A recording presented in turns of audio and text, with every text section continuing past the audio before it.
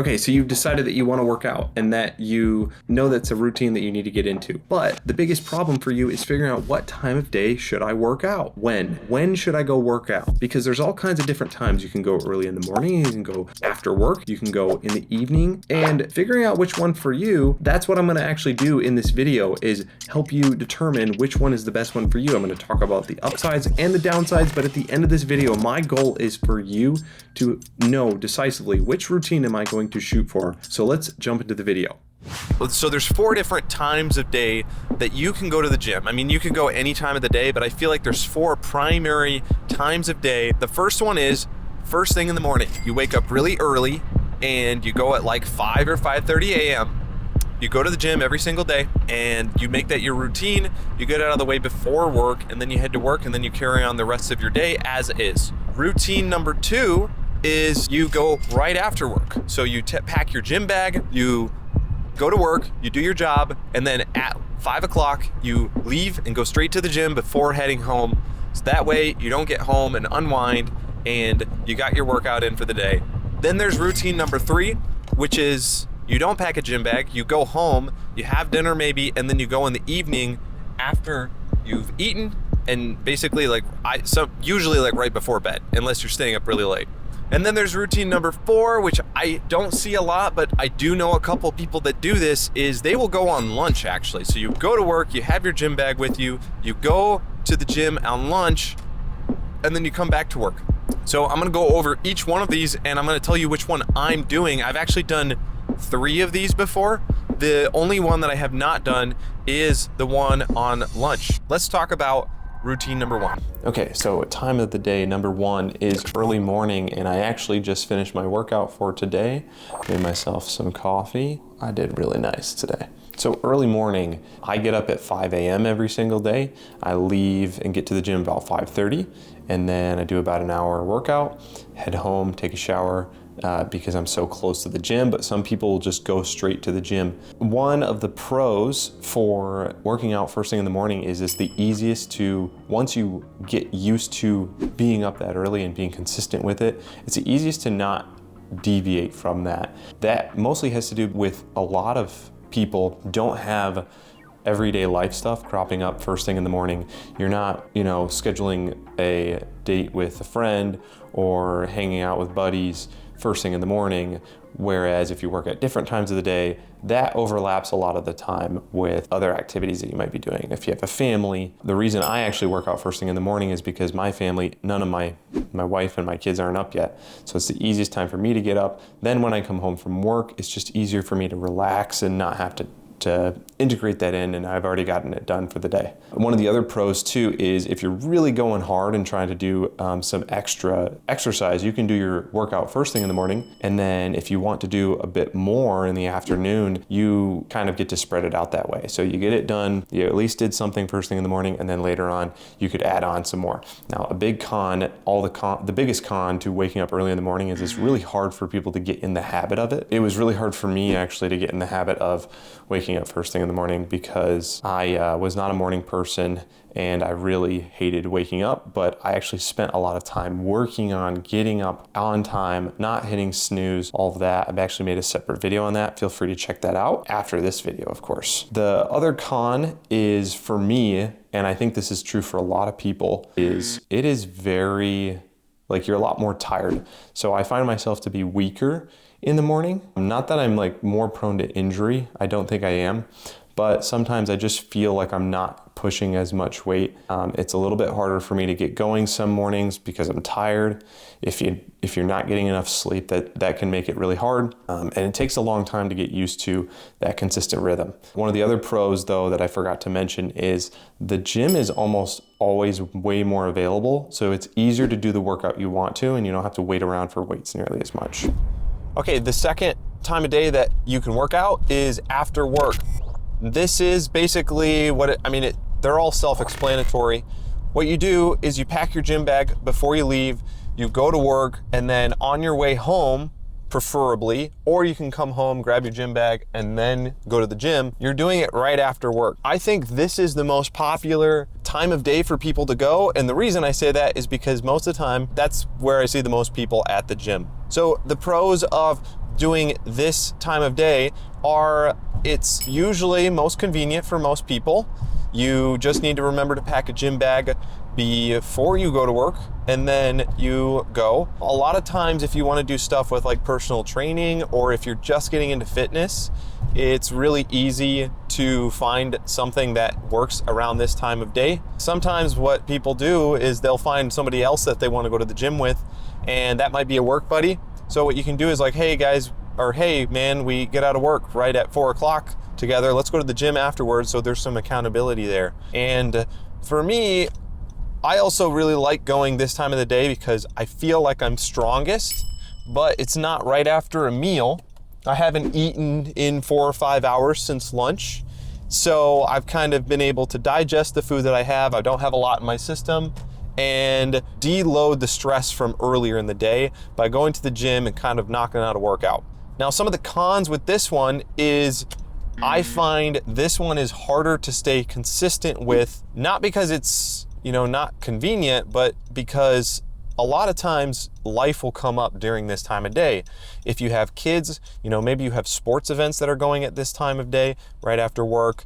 If you're the sort of person that likes to do happy hours with coworkers, that can happen, and that can kind of get interrupted. The other problem I find with this time of day is it's very busy in the gym. If you're somebody who doesn't want to go when there's a lot of people, or you have a very specific workout you want to attack, especially if you're going to like a lower level gym, like an entry level gym like Planet Fitness or one of these chains where the cardio machines, they have tons of them, but they only have a few different like heavy weight racks like the Smith machine, that's when it's going to be the busiest. Probably is around 5 o'clock.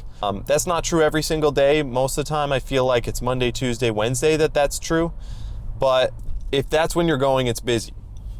If that's not a problem for you, perfect. The other downside to going right after work is if you forget your gym bag, you may not feel like going to the gym. If you feel tired from the work day, that makes some people not want to go to the gym, and which is understandable. Also, one of the problems with this one is, for me at least, and why I don't do it as often anymore, is because I get home a lot later. So if I leave work at 4, work from 7 to 4, go to the gym, I'm there probably from 4:30 to 5:30. I'm getting home close to 5:45, 6. Like if I'm making dinner, I'm not even starting dinner until like 15 minutes after I get home. So I may not be having dinner till like 6:37. And if you have a family or a wife, like maybe that doesn't work with their schedule.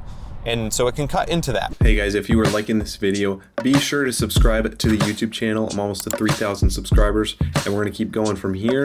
I am trying to publish a video, at least 2 videos per month, if not more, but appreciate you guys subscribing. Leave a comment down below if there's a time of day you like to work out. All right, let's continue with the rest of the video. Method number 3 is doing it later in the evening. And what I think most of the time this looks, I think this is the second most popular way to do it. I see a lot of people at the gym when I do this, is you will go home from work and do whatever, and then you'll have dinner, and then, you know, you can do it later in the evening, like maybe a couple hours before you go to bed typically, or you can do it like right before bed. Now, I personally wouldn't recommend that, but that is something that people will do. One of the pros of doing it this time of day is you get the benefit of later in the evening after work, but there's less people at the gym usually. Depends on where you go, but usually that's the case. You get to go home, you get to spend time with your family, especially if you have younger kids, you can spend time with them and then put them to bed, then go to the gym, and that's your day.